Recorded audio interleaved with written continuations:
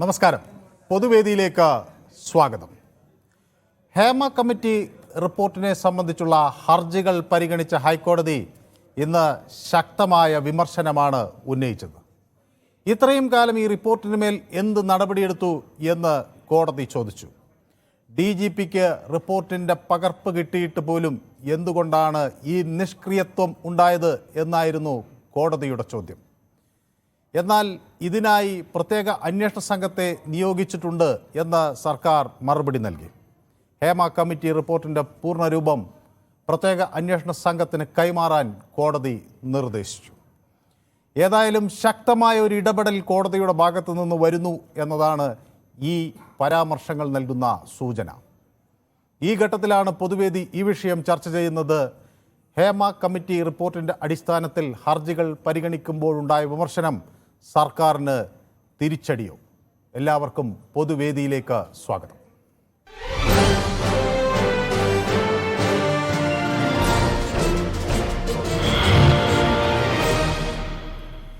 ആദ്യ കോളർ കണ്ണൂരിൽ നിന്ന് ഉണ്ണികൃഷ്ണനാണ്. ഉണ്ണികൃഷ്ണൻ, ഈ കോടതി ചോദിക്കുന്നു, സ്ത്രീകൾക്കെതിരായ അതിക്രമങ്ങൾ ഉണ്ടായാൽ ക്രിമിനൽ നടപടി പ്രകാരം കേസെടുക്കാം. എന്നാൽ റിപ്പോർട്ടിനുമേൽ യാതൊരു നടപടിയും സ്വീകരിക്കാതെ ആണ് സർക്കാർ നിലകൊണ്ടത്. അന്വേഷണ സംഘത്തെ രൂപീകരിച്ചു എന്നൊക്കെയാണ് കോടതി പറയുന്നത്. തുടർന്ന് അന്വേഷണ സംഘത്തിന് മുന്നിൽ വന്ന കേസുകൾ മാത്രമാണ് പരിഗണിച്ചത് എന്നും ഒരു വിമർശനമായി കോടതി ഉന്നയിക്കുന്നു. ഉണ്ണികൃഷ്ണൻ, ഈ വിഷയത്തിൽ എന്തു തോന്നുന്നു? സർക്കാർ നിഷ്ക്രിയത്വം കോടതിയുടെ മുന്നിൽ തെളിവായി എന്നതാണോ മനസ്സിലാക്കേണ്ടത്? നമസ്കാരം സാർ. നമസ്കാരം. എന്റെ അഭിപ്രായത്തിൽ പറയുകയാണെങ്കിൽ സർക്കാരിന് മാത്രമല്ല കോടതിക്കും വീഴ്ച സംഭവിച്ചിട്ടുണ്ട്. കാരണം ഈ സർക്കാർ ഈ 4 വർഷം ഈ റിപ്പോർട്ട് പുറത്തു വിടാതെ വെച്ചപ്പോൾ തന്നെ, അത് കഴിഞ്ഞ് വിടാൻ തീരുമാനിച്ചപ്പോൾ തന്നെ എതിർപ്പുമായിട്ട് ചില താരങ്ങൾ, ചില നടിമാര് ഒക്കെ കോടതിയെ സമീപിച്ചിരുന്നു. അപ്പോൾ കോടതി തടസ്സങ്ങൾ സൃഷ്ടിച്ചു കോടതിയും. അല്ലേ തന്നെ നമ്മുടെ നാട്ടിലെ കോടതി വിധികളൊക്കെ വരണമെങ്കിൽ വർഷങ്ങൾ എത്ര പിടിക്കും?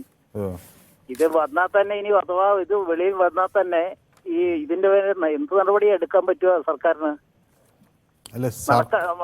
ഇപ്പൊ ഇതെല്ലാം എഴുതി വെച്ചെന്നേ ഉള്ളൂ, അല്ലാതെ ഇത് നടപ്പാക്കാനൊന്നും ആവൂല. ഇത് അങ്ങനെ നടപ്പാക്കാനാവുന്ന കാര്യങ്ങളൊന്നും അല്ല. ഇത് നടപ്പാക്കുകയില്ല, ഒന്നുമില്ല. ഈ അവസാനം ഇവർ തമ്മിൽ ഇതിൽ എതിർപ്പ് അല്ലെങ്കിൽ അഭിപ്രായം പറഞ്ഞ നടിമാര് ഒക്കെ അവസാനം അവരെല്ലാവരും തമ്മിൽ കോംപ്രമൈസ് ആയി നമ്മൾ കേട്ടിരിക്കുന്ന നമ്മൾ വിഡ്ഢികളാവുമെന്നല്ലാതെ അതിൽ കവിഞ്ഞ് ഇതിൽ വലിയ പ്രാധാന്യമൊന്നും ഉണ്ടാവുമെന്ന് എനിക്ക് തോന്നുന്നില്ല. അത് അങ്ങനെ സാധ്യമാണോ? 164 സ്റ്റേറ്റ്മെന്റ് കഴിഞ്ഞാൽ പിന്നെ എളുപ്പത്തിൽ പോയി അങ്ങ് കോംപ്രമൈസ് ചെയ്യാൻ പറ്റുമെന്നാണോ?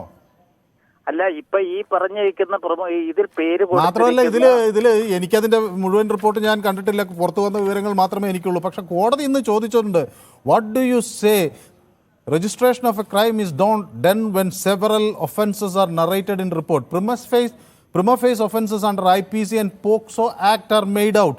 Why no action എന്നാണ് ചോദിക്കുന്നത്. അപ്പോൾ പ്രഥമ ദൃഷ്ടിയാൽ IPCയിലും പോക്സോ നിയമപ്രകാരവുമുള്ള കുറ്റകൃത്യങ്ങൾ ഉണ്ട്, എന്നിട്ട് എന്തുകൊണ്ട് നടപടിയില്ല എന്നുള്ളതാണ്. ഇതെങ്ങനെയാണ് കോംപ്രമൈസ് ആവുക പോക്സോ കേസുകൾ? സാർ, ഞാൻ പറഞ്ഞത് നമ്മുടെ ജൂനിയർ ആർട്ടിസ്റ്റുകളാണ് പിന്നെ ഇതിൽ ഹേമ കമ്മിറ്റിയിൽ പേര് കൊടുത്തിരിക്കുന്ന, അതായത് അഭിപ്രായം രഹസ്യമായി പറഞ്ഞിരിക്കുന്ന ഒരു സീനിയർ നടിമാരും രംഗത്ത് വന്നിട്ടില്ല ഇതുവരെയും. അല്ല, രംഗത്ത് അതൊക്കെയാണെന്ന് കോടതി ചോദിച്ചത്. ഈ രംഗത്ത് വന്നില്ലെന്ന് പറഞ്ഞാൽ അവർ ചെന്ന് പരാതി കമ്മിറ്റിയോട് പറഞ്ഞിട്ടുണ്ട്. കമ്മിറ്റി ഒരു അന്വേഷണ സംഘത്തെ രൂപീകരിച്ച് അത് അന്ന് തന്നെ പരിശോധിക്കാൻ തുടങ്ങിയിരുന്നെങ്കിൽ അവർ വരില്ല എന്ന് ആര് കണ്ടു? വരുമോന്നുള്ള കാര്യം ഇനി അല്ല, അതെങ്ങനെ കോൺസ്റ്റിറ്റ്യൂട്ട് ചെയ്താലല്ലേ വരുമോ ഇല്ലയോ എന്നാണ് കോടതി ചോദിക്കുന്നത്. അത് തന്നെയാണ് എല്ലാവരും ചോദിക്കുന്നത്. അല്ല, ഇവരുടെ എല്ലാം ഈ പിന്നെ നടന്മാരുടെയും നടിമാരുടെയും എല്ലാം മൊത്തം ഒരു വികാരത്തിന്റെ ഇവർക്ക് പേര് രഹസ്യമായിട്ട് ഇങ്ങനെ ഹേമ കമ്മിറ്റിക്ക് മുമ്പിൽ സാർ, ഹേമ കമ്മിറ്റി എന്ന് പറയുമ്പം ഹേമ മാത്രമല്ലല്ലോ ഈ റിപ്പോർട്ട് എഴുതി തയ്യാറാക്കിയത്. 3 പേരുണ്ടായിരുന്നു കമ്മിറ്റി അംഗങ്ങൾ. 3 പേരുണ്ടായിരുന്നു. അപ്പൊ ഈ 3 പേരും കൂടെ എഴുതി വെച്ച് കഴിഞ്ഞപ്പോ ഇടതന്നെ നടി ശാരദ വേറൊരു അഭിപ്രായം പറഞ്ഞിരുന്നു. ഇങ്ങനെയുള്ള കാര്യങ്ങൾ കേൾക്കുന്നതിൽ വലിയ കാര്യമായ കഥയൊന്നും ഇല്ലെന്നുള്ള മട്ടിലാണ് അവർ സംസാരിച്ചത്. കാര്യമായ കഥ എങ്ങനെയാണ് ഇല്ലാതിരിക്കുക? മനുഷ്യരെ ആക്രമിച്ചിട്ട് കാര്യമായ കഥ ഇല്ലെന്ന്. ഏതായാലും ശ്രീ ഉണ്ണികൃഷ്ണൻ, മറ്റാളുകൾ കാത്തു നിൽക്കുന്നത് കൊണ്ടാണ്. ബാലകൃഷ്ണൻ എന്നൊരു പ്രേക്ഷകൻ വടകരയിൽ നിന്ന് എനിക്കൊപ്പം ചേരുന്നുണ്ട്. ശ്രീ ബാലകൃഷ്ണൻ, ഇത് എന്തുകൊണ്ട് ഈ നിഷ്ക്രിയത്വം എന്നായിരുന്നു ഹൈക്കോടതിയുടെ ചോദ്യം. വളരെ നേരത്തെ തന്നെ റിപ്പോർട്ട് സമർപ്പിച്ചിട്ടും എന്തുകൊണ്ട് സർക്കാർ മൗനം പാലിച്ചു എന്ന് കോടതി ചോദിച്ചു. ഈ നിഷ്ക്രിയത്വം നീതീകരിക്കാനാകുമോ എന്നാണ് ഹൈക്കോടതിയുടെ പ്രത്യേക ബെഞ്ച് ചോദിക്കുന്നത്. നീതീകരിക്കാനാകുമോ ശ്രീ ബാലകൃഷ്ണൻ? നമസ്കാരം സാർ. നമസ്കാരം. കേരളത്തിലെ പാവങ്ങൾക്ക് എനിക്ക് കോടതി മാത്രമേ രക്ഷയുള്ളൂ സാർ. ഈ സർക്കാർ ജനാധിപത്യ രൂപത്തിലൊന്നുമല്ല പ്രവർത്തിക്കുന്നത്. എനിക്കില്ല ഒരു അപേക്ഷയേ ഉള്ളൂ.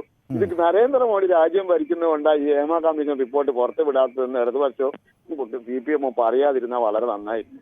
കാരണം ഇതുവരെയുള്ള അനുഭവം അതാണ്. കാരണം അങ്ങനെ 55,000 കോടി തരാനുണ്ട്. കോടതി പോയപ്പോ മനസ്സിലായി ഇത് കടയെടുക്കാനുള്ള അനുവാദം ചോദിക്കുന്നത്. അപ്പൊ അതുകൊണ്ട് ഇവിടെ ജനാധിപത്യം നടക്കൂല. കോടതിയുടെ മേൽനോട്ടത്തിൽ മാത്രമേ ഇവിടുത്തെ പ്രജകൾക്ക് നീതി കിട്ടൂ. അല്ലാതെ ഈ സർക്കാരിന്റെ ഭാഗത്ത് നിന്ന് ഒരു കരുണയും കിട്ടുമെന്ന് ആരും പ്രതീക്ഷിക്കണ്ട. കാരണം സ്ത്രീകളെ ആക്രമിച്ച കേസിന് വരെ പ്രഥമ തെളിവിന്റെ ഒരു കേസെടുക്കാൻ സർക്കാർ എന്ന് പറയുന്നത് എന്താ സർ സ്ഥിതി? ഇവർ പുറം സ്റ്റേറ്റിൽ എന്തെങ്കിലും നടന്നാൽ ഹത്വ പിന്നെ എവിടെയൊക്കെ അവർ പറയാ. അപ്പൊ എന്തിന്റെ അടിസ്ഥാനത്തിലാണ് ഇവർ താളം തുള്ളുന്നത്? DYFIക്കാർക്ക് എന്തേ താളം തുള്ളാത്തേ? യെസ്, ഏതായാലും വ്യക്തമാണ് താങ്കളുടെ പ്രതികരണം. രഘുനന്ദൻ എന്നൊരു പ്രേക്ഷകൻ യൂട്യൂബിൽ അദ്ദേഹത്തിന്റെ പ്രതികരണങ്ങൾ നടത്തിയിട്ടുണ്ട്. കോടതി എപ്പോഴും ഭരണകക്ഷിയെ അനുകൂലിക്കാറില്ല. ചില വിമർശനങ്ങൾ ഉണ്ടാകുന്നത് സ്വാഭാവികമാണ്. അത് ഗവൺമെന്റ് എന്ത് നടപടിയെടുക്കുന്നു എന്നുള്ളതാണ് പ്രധാനം എന്ന് രഘുനന്ദനൻ ചോദിക്കുന്നു എന്നാണ് രഘുനന്ദനൻ്റെ പ്രതികരണം. അപ്പോൾ കോടതി പലപ്പോഴും ഇത്തരം വിമർശനങ്ങളുമായി വരും, അതുകൊണ്ട് അത് സാരമില്ല എന്നാണോ ശ്രീ രഘുനന്ദൻ ഉദ്ദേശിച്ചത് എന്ന് എനിക്കറിയില്ല. ഏതായാലും ഇത്തരം വിമർശനങ്ങൾ സർക്കാരിനെ അല്ലെങ്കിൽ നടപടികളെ തിരുത്താൻ ഉപകരിച്ചാൽ അത് വളരെ നന്നായിരിക്കും. ഉണ്ണികൃഷ്ണൻ പോത്തങ്കോട് നിന്നാണ് നമുക്കൊപ്പം ചേരുന്നത്. ശ്രീ ഉണ്ണികൃഷ്ണൻ കുറേ ദിവസമായി പൊതുവേദിയിലേക്ക് വിളിച്ചിട്ടല്ലേ? ഉണ്ണികൃഷ്ണൻ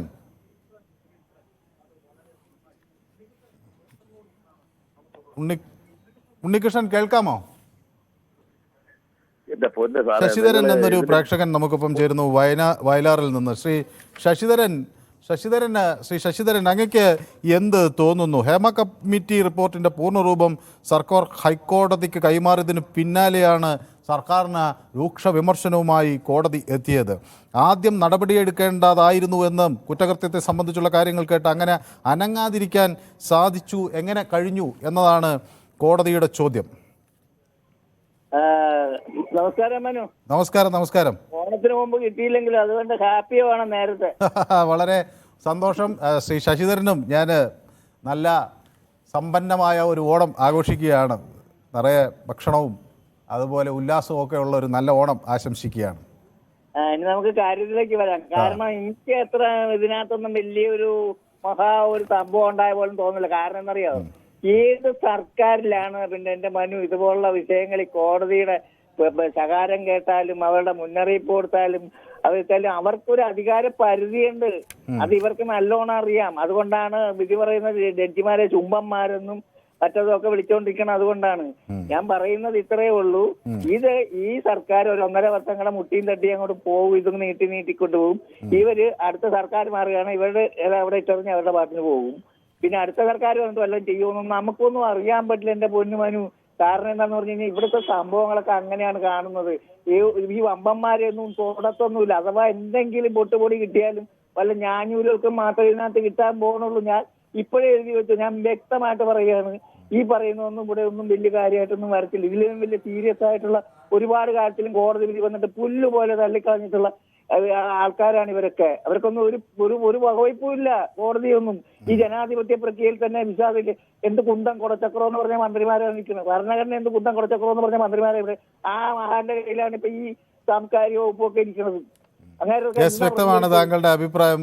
പക്ഷേ ഈ ജനാധിപത്യ സംവിധാനങ്ങളിൽ കോടതികളുടെ പ്രാധാന്യത്തെ നമ്മൾ ഒരിക്കലും വില കുറച്ച് കണ്ടുകൂടാ. അതിനെ അതിജീവിക്കാൻ സർക്കാരിൻ്റെ തെറ്റായ അധികാര നയങ്ങൾക്ക് കഴിയാതിരിക്കണം, എങ്കിലേ നമ്മുടെ ജനാധിപത്യം സുരക്ഷിതമാകും. ഉമേഷ് വിളിക്കുന്നത് പാലയിൽ നിന്നാണ്. ശ്രീ ഉമേഷ്, ഈ സർക്കാരിൻ്റെ നിഷ്ക്രിയത്വം അത്ഭുതപ്പെടുത്തി എന്നാണ് കോടതി പറയുന്നത്. 2021 ഫെബ്രുവരിയിൽ DGPക്ക് റിപ്പോർട്ടിൻ്റെ പകർപ്പ് ലഭിച്ചപ്പോൾ തന്നെ നടപടി സ്വീകരിക്കേണ്ടിയിരുന്നു.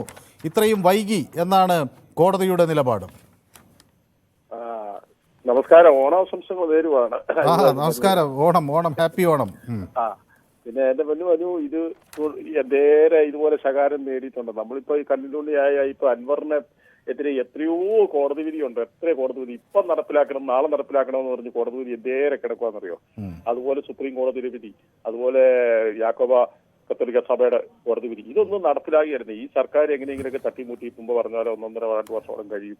അതോടുകൂടി ഇതിന്റെ പരിപാടി കഴിയും. പിന്നെ എന്താണെന്ന് വെച്ചാൽ ഇപ്പൊ തന്നെ WCC തന്നെ 2 തട്ടായിട്ട് മാറിയിരിക്കുക. അനുകൂലിക്കുന്നവരും പ്രതികൂലിക്കുന്നവരും ഉണ്ട്. സിനിമാ മേഖലയിൽ തന്നെ ഇത് തന്നെയാണോ കഞ്ചാവ്, കള്ളം, മയക്കുമരുന്നെല്ലാം പറഞ്ഞിട്ടില്ലേ? ഇതെല്ലാം അന്വേഷിക്കേണ്ടല്ലോ. ഇതൊക്കെ അന്വേഷണം നടത്തിക്കൊണ്ടിരിക്കുന്നത്. ഇടയ്ക്ക് വെച്ച് എന്തെല്ലാം അന്വേഷണവും കാര്യങ്ങളും ഇടയ്ക്ക് വെച്ച് ബ്രേക്ക് നിൽക്കുന്ന പോലെ നിന്ന് പോയില്ലേ? അപ്പൊ ഇതൊന്നും നടപടിയില്ല. ഇതൊന്നും കേരളത്തിൽ നടക്കത്തുമില്ല, ഒന്നുമില്ല. കാരണം വെച്ചാൽ ഇപ്പൊ 2 വർഷത്തുകൊണ്ട് വളരെ വ്യക്തമാണ്. ഏതായാലും പക്ഷേ ഞാൻ ശുഭാപ്തി വിശ്വാസക്കാരനാണ്. നടപടികൾ ഉണ്ടാകും എന്നാണ് ഞാൻ പ്രതീക്ഷിക്കുന്നത്. ആലത്തൂരിൽ നിന്ന് ഒരു പ്രേക്ഷകൻ നമുക്കൊപ്പം ചേരുന്നുണ്ട്, മണികണ്ഠൻ. ശ്രീ മണികണ്ഠൻ പാലക്കാട് നിന്നാണ് വിളിക്കുന്നത്. എനിക്ക് തോന്നുന്നത് മണികണ്ഠൻ മുമ്പ് പൊതുവേദിയിലേക്ക് വിളിച്ചിട്ടുണ്ട്, പക്ഷെ കുറച്ചായി വിളിക്കുന്നില്ല എന്ന് തോന്നുന്നു അല്ലേ? ആ യെസ് ഹാപ്പി ഓണം. അവിടെ ആലത്തൂരൊക്കെ ഈ ഓണത്തോടനുബന്ധിച്ച് കന്നുപൂട്ട് മത്സരവും അങ്ങനെയൊക്കെയുള്ള ഇത് ആ പ്രദേശങ്ങളിലൊക്കെ നടക്കും എന്നാണ് മനസ്സിലാക്കുന്നത് അല്ലേ? അതിനൊക്കെ ഉണ്ടോ ഇപ്പൊ ഈ പഴയ പോലെ? മലപ്പുറം ജില്ല ആലത്തൂരാണ് സാർ. ഓ ആലത്തിയൂരാണ്. ആ ശരി, ഞാൻ വെച്ചാൽ ആലത്തൂർ എന്ന് വെച്ചാൽ പാലക്കാടുള്ള ആലത്തൂരാണെന്ന്. ആലത്തിയൂരാണ്, ഹനുമാൻ ക്ഷേത്രം കൊണ്ട് പ്രശസ്തമായ ആലത്തിയൂർ അല്ലേ? ആ ശരി ശരി. അപ്പോൾ ശ്രീ മണികണ്ഠന് എന്ത് പറയാനുണ്ട്? ഈ സർക്കാർ നിഷ്ക്രിയത്വം ആണോ അതോ ഇത് സാധ്യമായതെല്ലാം സർക്കാർ ചെയ്തോ? സാർ ഇതൊക്കെ ഒരു വെറുതെ ഒരു തരികയുടെ പരിപാടിയാണ് സാർ. ഇതൊക്കെ ഒന്നും അല്ലാത്ത ആളുകളൊക്കെ ഇതിൽ പെടുകയെന്ന് മാത്രമല്ല, സത്യസന്ധമായ ആളുകൾ ഇതിൽ പെടില്ല സാർ. യഥാർത്ഥ പ്രതികൾ ഇതിൽ പെടൂല. ഇത് വെറുതെ കാര്യമില്ലാണ്ട് ഒരു പുകമറ സൃഷ്ടിച്ചിട്ട് അന്വേഷണം നടന്നുകൊണ്ടിരിക്കുന്നു സാർ. അത്രേ പറയാനുള്ളൂ. ഇത്തരത്തിലൊക്കെ രാഷ്ട്രീയമായിട്ട് മൺമറഞ്ഞു പോകും ഈ കേസുകളൊക്കെ. യെസ്, വ്യക്തമാണ്. അഭിലാഷ് എന്നൊരു പ്രേക്ഷകൻ തിരൂരിൽ നിന്നാണ് നമുക്കൊപ്പം ചേരുന്നത്. ശ്രീ അഭിലാഷ്, താങ്കൾക്ക് എന്ത് തോന്നുന്നു? ഈ അന്വേഷണ കമ്മീഷന്റെ റിപ്പോർട്ടിന് മുകളിൽ അടയിരിക്കുകയായിരുന്നോ നമ്മുടെ സംസ്ഥാന സർക്കാർ? ഞാൻ ആദ്യം ഒരു ഉദാഹരണം ചോദിക്കട്ടെ. ഈ സംസാരിക്കുന്ന ആളെ പേരെന്താ? എന്റെ പേര് മനു ഭരത്. ഈ മനു ഭരത്തിന്റെ നാട് എവിടെയാണ്? എന്റെ നാട് പാലക്കാടാണ്. അപ്പൊ ഞാൻ പറയുന്നത് ഈ പാലക്കാട് നിങ്ങളെ ഗ്രാമത്തില് 20 കൊല്ലം മുന്നേ, 20 വർഷം അല്ലെങ്കിൽ 15 വർഷം മുന്നേ ഉള്ള സംഭവങ്ങള് ഓരോ പെൺകുട്ടികളും സ്ത്രീകളും ഇങ്ങനത്തെ കാര്യങ്ങൾ തുറന്നു പറയണമെങ്കിൽ നമ്മളെ കേരളത്തില് ജയിലിൽ സ്ഥലം ഉണ്ടാവുമോ? ഓഹോ, അതാണ് സ്ഥലപരിമിതിയാണ് ഇപ്പൊ നടപടി എടുക്കാനുള്ള ഒരു പ്രശ്നം തടസ്സമായി നിൽക്കുന്നത് അല്ലേ? നമ്മളെ കേരളത്തില് ഉണ്ടായി 20 കൊല്ലം മുന്നേ നമ്മുടെ നാടിന്റെ അവസ്ഥ എന്തായിരുന്നു? അത് ശരി. 20 കൊല്ലം മുമ്പ് നാട്ടിൽ ബലാത്സംഗം വളരെ വ്യാപകമായിരുന്നു എന്നാണ് പുതിയ അറിവാണ്. എനിക്കെന്തായാലും 50 വയസ്സോളം ആയി. അപ്പൊ 20 വർഷം മുമ്പ് എനിക്ക് 30 വയസ്സേ ഉള്ളൂ. അന്ന് എന്റെ നാട്ടിൽ മുഴുവൻ ബലാത്സംഗവും നടന്നുകൊണ്ടിരിക്കുകയാണെന്ന് ശ്രീ അഭിലാഷിന് എങ്ങനെയാണ് മനസ്സിലായതെന്നാണ് ഞാൻ അറിയാത്തത്. 20 കൊല്ലം നിങ്ങളുടെ നാട്ടിൽ പോയി അന്വേഷിച്ചു. എന്റെ നാട്ടിൽ തന്നെയല്ലേ ഞാൻ ജീവിക്കുന്നത്. എനിക്കിനി പ്രത്യേകിച്ച് അന്വേഷിക്കാനുണ്ടോ? അവിടെ ചെന്ന് ഇവിടെ ബലാത്സംഗം നടക്കാറുണ്ടോ? അവിടെ നടക്കുന്ന കാര്യങ്ങളൊക്കെ എനിക്കറിയാം. പിന്നെന്താണ്? പിന്നെ ഈ മമ്മൂട്ടി മോഹൻലാലിന്റെ കാര്യമൊന്നും എനിക്കറിയില്ല. ഞാൻ കോടതി വിധിയുടെ കാര്യമാണ് പറയുന്നത്. കോടതി ചോദിക്കുകയാണ്, ഞാൻ മമ്മൂട്ടി ഇതിൽ പ്രതിയാണോ മോഹൻലാൽ ഇതിൽ പ്രതിയാണോ എന്നൊന്നും ഞാൻ പറഞ്ഞിട്ടില്ല. നമ്മളെ കൂട്ടത്തിൽ ഒരാളുണ്ടെന്നുണ്ടെങ്കിൽ അവൻ രഹസ്യമായിട്ട് വാതിൽ മുട്ടാൻ പോണത്. അല്ല, നമ്മളെ കൂട്ടത്തിലുള്ള ഫ്രണ്ട്സിനോട് പറഞ്ഞിട്ടല്ല വാതിൽ മുട്ടാൻ പോണത്. ഇതൊന്നും തെളിവില്ല. ഇത് തെളിയില്ലെന്ന് എങ്ങനെയാണ് നമുക്ക് പറയാൻ കഴിയുക? ഈ 15 കൊല്ലം വിദ്യാഭ്യാസമുള്ള പെൺകുട്ടികളാണ്. 15 കൊല്ലം മുമ്പ് അവർക്ക് ഇത് പറയാനുള്ള സാഹചര്യം ഉണ്ടായിരുന്നില്ല. അവർ ഇന്ന് സാഹചര്യം കിട്ടിയപ്പോ എന്ന് പറയുമ്പോ അത് 15 കൊല്ലമായില്ല, അപ്പൊ 15 കൊല്ലം മുമ്പുള്ള ബലാത്സംഗങ്ങൾ നമുക്ക് അങ്ങ് നീതീകരിച്ച് കളയാം എന്ന് പറയലാണോ വേണ്ടത്? സമരം ചെയ്തു വന്ന ആൾക്കാരാണ് കേരളീയർ. അതുകൊണ്ട് ഇപ്പൊ നേരെ മറിച്ചാണ്. മലയാളത്തിന്റെ സ്ഥിതി നേരെ മറിച്ചാണ്. ഈ ഉള്ള തുണി എങ്ങനെ ഒഴിവാക്കാമെന്ന് സമരം ചെയ്യുന്ന ആൾക്കാരാണ്. അല്ല, അതൊക്കെ സ്ത്രീകളുടെ ഇഷ്ടമാണ്. അവർ തുണി ഉടുക്കുക. അതിന് നിങ്ങൾ ഇതിലൊക്കെ വലിയ വ്യാകുലപ്പെടേണ്ട കാര്യമൊന്നുമില്ല. അവരെങ്ങനെ നടന്നാൽ ഉടനെ അവരെ കയറി ബലാത്സംഗം ചെയ്യലാണ്. സിനിമയ്ക്ക് വരുന്ന ഓരോ കുട്ടികളും നല്ല വിദ്യാഭ്യാസമുള്ള കുട്ടികളാണ്. അതിനെന്താ? വിദ്യാഭ്യാസം ഉള്ളവർക്ക് സിനിമയിൽ ഒന്നുകൂടെ. ഒരാൾ വാതിന് മുട്ടിയിരിക്കുന്നത് സ്പോട്ടിൽ പറഞ്ഞാൽ മതി. അല്ലെങ്കിൽ 15 കൊല്ലം വയസ്സായി കഴിഞ്ഞതിന് ശേഷം 15 കൊല്ലം തെളിവുണ്ടോ? അല്ല, സ്പോട്ടിൽ അവർ പറഞ്ഞു കാണും. അവരതെന്താണെന്നുള്ളത് അന്വേഷിച്ചാലല്ലേ നമുക്ക് അറിയാൻ പറ്റുള്ളൂ. അത് ആദ്യം അന്വേഷിക്കണ്ടേ? അല്ലാതെ നിങ്ങൾ ഇതൊന്നും അന്വേഷിക്കണ്ട. ഇത് കുറെ കാലം മുമ്പുള്ളതാണ്. അന്ന് പരാതിപ്പെട്ടിട്ടുണ്ടോ, അന്ന് പരാതി നടന്നിട്ടുണ്ടോ ഒക്കെ അന്വേഷണ സംഘം രൂപീകരിച്ച് വരുമ്പോ കാര്യങ്ങൾ പുറത്തു വരും. അത് അന്വേഷിക്കുന്നതിൽ എന്തിനാണ് ഭയം? ഒരുപാടുണ്ട് നാട്ടില്.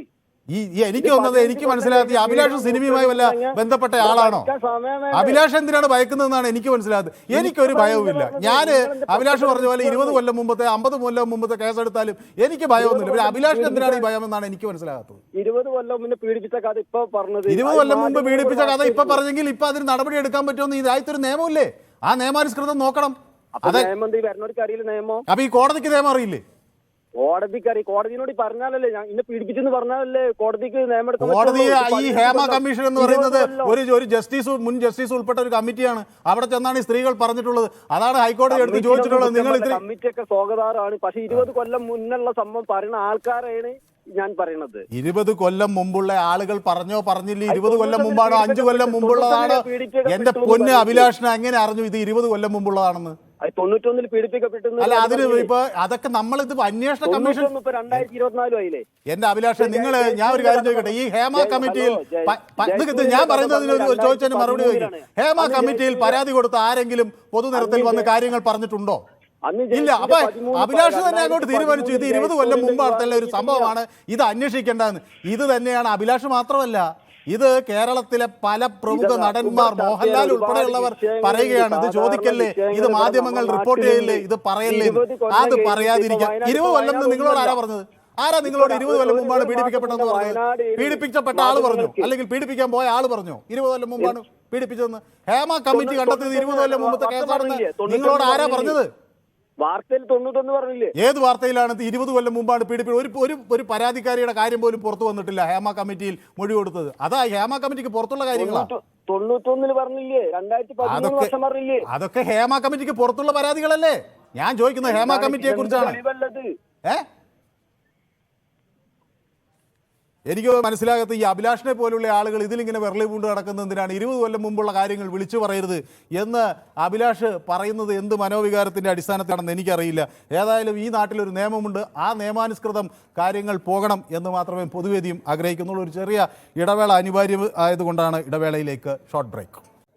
പൊതുവേദി തുടരുകയാണ്. മധു പി കെ എന്നൊരു പ്രേക്ഷകൻ കൂടി നമുക്കൊപ്പം യൂട്യൂബിൽ ഒരു പ്രതികരണം നടത്തിയിട്ടുണ്ട്. എന്നും തിരിച്ചടി തന്നെയല്ലേ ഉണ്ടായിട്ടുള്ളൂ എന്നാണ് മധു ചോദിക്കുന്നത്. ഇടുക്കിയിൽ നിന്ന് ജോസുകുട്ടി നമുക്കൊപ്പം ചേരുന്നുണ്ട്. ശ്രീ ജോസുകുട്ടി, ഈ കോടതിയുടെ പ്രതികരണത്തെ ശ്രീ ജോസുകുട്ടി എങ്ങനെയാണ് കാണുന്നത്? സംസ്ഥാന സർക്കാരിനെതിരെ ഒരു വിമർശനമാണോ, അതോ സർക്കാരിന് ചെയ്യാൻ കഴിയുന്നതെല്ലാം കൃത്യമായി ചെയ്തിട്ടുണ്ടോ?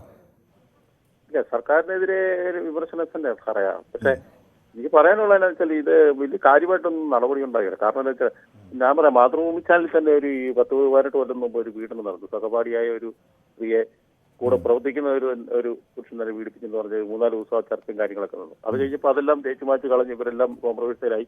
ഇപ്പൊ 2 പേരും 2 ആളും നല്ല റീസെന്റായിട്ട് വർക്ക് ചെയ്യും. ഞാൻ ചോദിക്കുന്നത്, ഈ പല കൊലപാതക കേസുകളും അവസാനം പ്രതി നിരപരാധിയാണെന്ന് കണ്ടെത്തി കോടതി വിട്ടയച്ചിട്ടുണ്ട്. അതുകൊണ്ട് ഇനി കൊലപാതകങ്ങൾ അന്വേഷിക്കേണ്ട, കള്ളക്കടത്ത് കേസുകൾ പലതും കോടതി ആ പ്രതി നിരപരാധിയാണെന്ന് കണ്ടെത്തി വിട്ടയച്ചിട്ടുണ്ട്. അതുകൊണ്ട് അവരിനി അത് അന്വേഷിക്കേണ്ട എന്ന നിലപാട് ഒരു നാട്ടിലെ നിയമ സംവിധാനത്തിന് സ്വീകരിക്കാൻ കഴിയുമോ?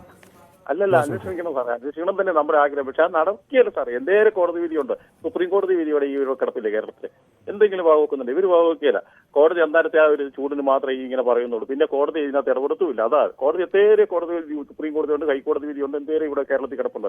നമുക്ക് സമ്പന്നനും എല്ലാം അറിയാവുന്ന കാര്യം. പക്ഷെ അതൊന്നും നടപ്പിലാക്കിയല്ല. അതൊക്കെ എനിക്ക് അങ്ങനെ ഒരു അഭിപ്രായമില്ല, ഞങ്ങളുടെ അഭിപ്രായമല്ല. ഈ ഞങ്ങൾ തന്നെ എല്ലാ ദിവസവും ഒരു പോക്സോ കേസിൽ ഒരു പ്രതി ശിക്ഷിക്കപ്പെടുന്നു എന്ന വാർത്ത കൊടുക്കുകയാണ്. വളരെ അഭിമാനത്തോടുകൂടി ഈ കോടതിയുടെ പ്രവർത്തനത്തെ ഞങ്ങൾ നോക്കിക്കാണുകയാണ്. കാരണം പോക്സോ കേസുകളിൽ വളരെ ശക്തമായ നടപടിയാണ് കോടതി ഏറ്റവും ഒടുവിൽ എടുത്തിട്ടുള്ളത്.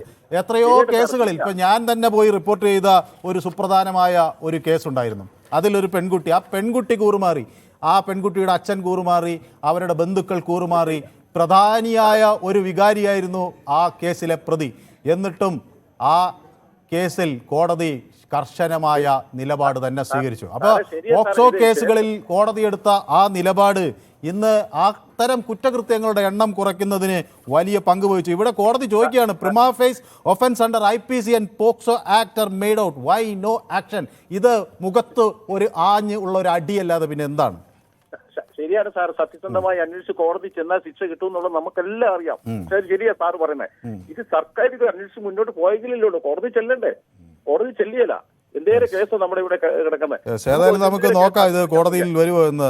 ഹരികൃഷ്ണൻ എന്നൊരു പ്രേക്ഷകൻ ചേരുന്നു പത്തനംതിട്ടയിൽ. ഹരികൃഷ്ണൻ പത്തനംതിട്ടയിൽ എവിടെ നിന്നാണ് വിളിക്കുന്നത്? ഞാൻ കോന്നിന്നാണ് സാറേ വിളിക്കുന്നത്. കോന്നി. ആ ശരി. ശ്രീ ഹരികൃഷ്ണന് എന്ത് തോന്നുന്നു? ഈ പ്രത്യേക അന്വേഷണ സംഘം ഇനി ഹേമ കമ്മിറ്റിയിൽ പരാമർശിച്ചിട്ടുള്ള കാര്യങ്ങൾ കൂടി അന്വേഷിക്കേണ്ടി വരുമോ? തീർച്ചയായിട്ടും സാറേ, അന്വേഷിക്കേണ്ടി വരും. ഹേമ കമ്മിറ്റിയിൽ എന്റെ ഒരു ഇത് വെച്ച് ഞാൻ പറയുവാണെങ്കിൽ സാറേ, സംസ്ഥാന സർക്കാരിന് വേണ്ടപ്പെട്ടവരെ സംരക്ഷിച്ചിട്ട് ബാക്കിയുള്ളവരെ എല്ലാം പ്രതികളാക്കും. ഞാൻ എന്റെ അഭിപ്രായത്തിൽ അതേ ഉള്ളൂ. ശ്രീ മുകേഷ് MLA ഇതിൽ ബന്ധപ്പെട്ടിട്ടുണ്ട്. ഇനിയും പല പേരുകളും സംസ്ഥാന സർക്കാരിന് വേണ്ടപ്പെട്ടവരായ പല പേരുകളും ഇനി പുറത്തു വരാനുണ്ട്. അവരെയെല്ലാം സംരക്ഷിച്ചിട്ട് നിരപരാധികളായ സിനിമയിൽ അഭിനയിക്കുന്ന നിരപരാധികളായ ആൾക്കാരെയെല്ലാം വരെ പ്രതികളാക്കി വെക്കുമെന്നാണ് എൻ്റെ ഒരു നിഗമനം. യെസ്, വളരെ വ്യക്തമാണ്. ഇതിൽ ZJK എന്നൊരു പ്രേക്ഷകൻ യൂട്യൂബിൽ അദ്ദേഹത്തിൻ്റെ ഒരു പരാമർശം, ആങ്കർ ആത്മസംയമനം പാലിക്കണം എന്ന് അദ്ദേഹം ആവശ്യപ്പെട്ടിട്ടുണ്ട്. ഞാൻ തികഞ്ഞ ആത്മസംയമനത്തിൽ തന്നെയാണ്. പക്ഷേ ഈ കുറ്റകൃത്യങ്ങൾ ഇപ്പോൾ 2019 ഹേമ കമ്മിറ്റി അവരുടെ റിപ്പോർട്ട് സമർപ്പിക്കുന്നത്. അപ്പോൾ കാലങ്ങൾ കഴിഞ്ഞുപോയി എന്നതുകൊണ്ട് ഇനി ആ കേസൊന്നും ഇനി എടുക്കേണ്ട കാര്യമില്ല എന്ന് പറഞ്ഞ് തുടങ്ങിയപ്പോൾ, അല്ലെങ്കിൽ പിന്നെ എൻ്റെ നാട്ടിൽ ഇതുപോലുള്ള അനവധി സംഭവങ്ങൾ ഉണ്ടായിട്ടുണ്ട്, അതൊക്കെ മറച്ചു വയ്ക്കപ്പെട്ടിരിക്കുകയാണെന്ന് പറഞ്ഞപ്പോൾ അതിന് മറുപടി പറയാതിരിക്കാൻ പറ്റാത്തത് കൊണ്ട് അതങ്ങ് പറഞ്ഞു പോയെന്നേ ഉള്ളൂ. മാത്രവുമല്ല, ഈ ആളുകൾ ഇതൊക്കെ മാധ്യമങ്ങൾ ഈ കാര്യങ്ങൾ പറയുന്നുവെന്ന് പലരെയും അലോസരപ്പെടുത്തുന്നുണ്ട്. അതിനെതിരെയാണ് ആ പ്രയോഗം. രാജു എന്നൊരു പ്രേക്ഷകൻ, അദ്ദേഹം മലയാള സിനിമയുടെ നിർമ്മാണ രംഗത്ത് പ്രവർത്തിക്കുന്ന ആളാണ് എന്ന് പറഞ്ഞുകൊണ്ടൊരു മെസ്സേജ് അയച്ചിരിക്കുന്നു. ഇവിടെയുള്ള പ്രമുഖ നടികൾ എനിക്കെതിരെ മൊഴി കൊടുത്താൽ എന്നെപ്പോലുള്ളവരുടെ കുടുംബം തകരും എന്നാണ് ശ്രീ രാജു പറയുന്നത്. ഏതായാലും ഈ പ്രമുഖ നടികൾ രാജുവിനെതിരെ മൊഴി കൊടുക്കില്ല എന്നാണ് ഞാൻ പ്രത്യാശിക്കുന്നത്. അതിനുള്ള കാര്യങ്ങൾ ചെയ്യാതിരിക്കണം എന്ന് ഞാൻ ശ്രീ രാജുവിനോട് വളരെ വിനീതമായി അപേക്ഷിക്കുകയും ചെയ്യുന്നു. ഇനി ദീപു എന്നൊരു പ്രേക്ഷകൻ തിരുവനന്തപുരത്ത് നിന്ന് ഉണ്ട് നമുക്കൊപ്പം ചേരുന്നു. ശ്രീ ദീപുവിന് എന്ത് പറയാനുണ്ട്? ഇന്ന് കോടതി എന്താണ് ഇത്ര രൂക്ഷമായി സർക്കാരിനെതിരെ ഒരു വിമർശനം അഴിച്ചുവിടാൻ കാരണം? ആദ്യമേ ഒരു കാര്യം പറയട്ടെ മനു, ഈ 2 പേരുകളിലായിട്ട് ഒരാൾ ഇപ്പൊ വിളിച്ചിട്ടുണ്ട്. ഈ അയാൾക്ക് തന്നെ അറിയാം, അത് ഞാൻ ജോസുകുട്ടി ഉമേഷും. ഇങ്ങനെ വിളിച്ചാൽ ഞങ്ങളെ പോലുള്ളവർ ട്രൈ ചെയ്തിട്ട് കിട്ടുന്നില്ല. അപ്പൊ അതൊന്ന് ശ്രദ്ധിക്കണം. 2, ഈ വിഷയവുമായി ബന്ധപ്പെട്ട് തന്നെ നമ്മൾ നേരത്തെ തന്നെ ഇതിന്റെ ചർച്ചകൾ എന്തുകൊണ്ടാണ് 4.5 വർഷം വൈകിയത് എന്നുള്ളത് വളരെ വ്യക്തമായി മനുവിനും അറിയാം. ഇവിടെ നമ്മൾ ഇതിനെപ്പറ്റി ചർച്ച ചെയ്തിട്ടുള്ളതാണ്. ഈ കോടതി ഇപ്പൊ ഇന്ന് അല്ല, അത് 4.5 വർഷം വൈകിയത് പുറത്തുവിടുന്നതിനെ സംബന്ധിച്ചാണ്. ഇതിൽ കോടതി എന്ന് ദീപു, സമയം അവസാനിക്കാറായതുകൊണ്ട് എനിക്ക് അതിനൊട്ടും സമയമില്ലെങ്കിൽ ഞാൻ പറയാണ്. കോടതി ചോദിച്ചിരിക്കുന്നു, the bare minimum expected of the state government when it received a report, or at least when the DGP was given a copy in 2021, we are in 2024 എന്നാണ്. അതായത് ഈ റിപ്പോർട്ടിൻ്റെ പകർപ്പ് പുറത്തുവിടാൻ പറ്റുന്നതിനെ കുറിച്ചാണ് തർക്കം. 2021 DGPക്ക് ഇതിൻ്റെ ഒരു പകർപ്പ് കിട്ടി എന്ന് കോടതി പറയുന്നു. എന്നിട്ട് 2024 വരെ DGP എന്ത് ചെയ്തു എന്നാണ് കോടതി ചോദിച്ചത്. ആ DGPക്ക് കിട്ടിയ റിപ്പോർട്ടിലെ ഈ പറഞ്ഞ പുറത്തുവിടാത്ത പേജുകൾ കിട്ടിയിട്ടുണ്ടോ? ഉണ്ടെന്നാണല്ലോ കോടതി പറയുന്നത്. അതിനനുസരിച്ചാണല്ലോ പറയുന്നത്. ദീപു അവസാനം വിളിക്കുന്നതുകൊണ്ടാണ് എനിക്കിത് മുഴുവൻ വായിച്ചു കേൾപ്പിക്കാൻ പറ്റുന്നത്. വൈ ഡു യു സേ, കോടതിയുടെ പ്രൊസീഡിംഗ്സ് ഞാൻ വായിക്കാം. Why do you say the registration of A crime is not done when several offences are narrated in the report? Prima facie offences under IPC and POCSO cases are made out. Why no action? We understand privacy and confidentiality. You can take necessary actions. കോടതി പറയാണ് നിങ്ങൾക്ക് ഇതിന്റെ രഹസ്യാത്മകത സൂക്ഷിക്കാം, ഇതിന്റെ എല്ലാം സൂക്ഷിക്കാം. പക്ഷേ കോടതി നേരത്തെ തന്നെ ഈ കേസുമായി ബന്ധപ്പെട്ട് എന്താ പറഞ്ഞത്? ഇത് വരൂ, ഞങ്ങൾ ഡയറക്റ്റീവ് തരാം എന്നല്ലേ കോടതി പറഞ്ഞത്. ആ ഡയറക്റ്റീവ് തരുന്നതിന്റെ ഭാഗമായാണ് ഇന്ന് കോടതിയിൽ സിറ്റിംഗ് ഉണ്ടായത്. ആ സിറ്റിംഗ് ഉണ്ടാകുമ്പോൾ സർക്കാർ എങ്ങനെയാണ് ഇതിനെ വ്യാഖ്യാനിച്ചതെന്നും സർക്കാരിന് വിമർശനം കിട്ടി. അതിന് സർക്കാർ ആ വിമർശനം നമ്മുടെ സമയം അതിക്രമിച്ചു. എനിക്ക് മറ്റൊരു നിർവാഹമില്ല, കാരണം അടുത്ത ബുള്ളറ്റിൻ തുടങ്ങുന്ന സമയമായതുകൊണ്ടാണ്. ദീപു എപ്പോഴും ബുള്ളറ്റിനിൽ അവസാനം വിളിക്കുന്നത് കൊണ്ടാണ് ഈ പ്രതിസന്ധി വരുന്നത്. ഈ വിഷയം ഞങ്ങൾ യൂട്യൂബിലും പ്രേക്ഷകർക്ക് മുന്നിൽ ചർച്ചയ്ക്ക് വെച്ചിരുന്നു. കോടതിയുടെ വിമർശനം സർക്കാരിന് തിരിച്ചടിയോ എന്നായിരുന്നു ചോദ്യം. 88% ആളുകൾ ഇത് തിരിച്ചടിയാണ് സർക്കാരിനേറ്റത് കോടതിയിൽ എന്നാണ് പറയുന്നത്. അതേസമയം 12% ആളുകൾ പറയുന്നു ഇത് സർക്കാരിനേറ്റ തിരിച്ചടിയല്ല, സർക്കാർ ആവശ്യമായ നടപടികൾ ഹേമ കമ്മിറ്റിയിൽ സ്വീകരിച്ചിട്ടുണ്ട് എന്ന്. ഏതായാലും ഇന്നത്തെ പൊതുവേദി ഇവിടെ സമാപിക്കുകയാണ്. നാളെ മറ്റൊരു വിഷയവുമായി വീണ്ടും വരാം. നന്ദി.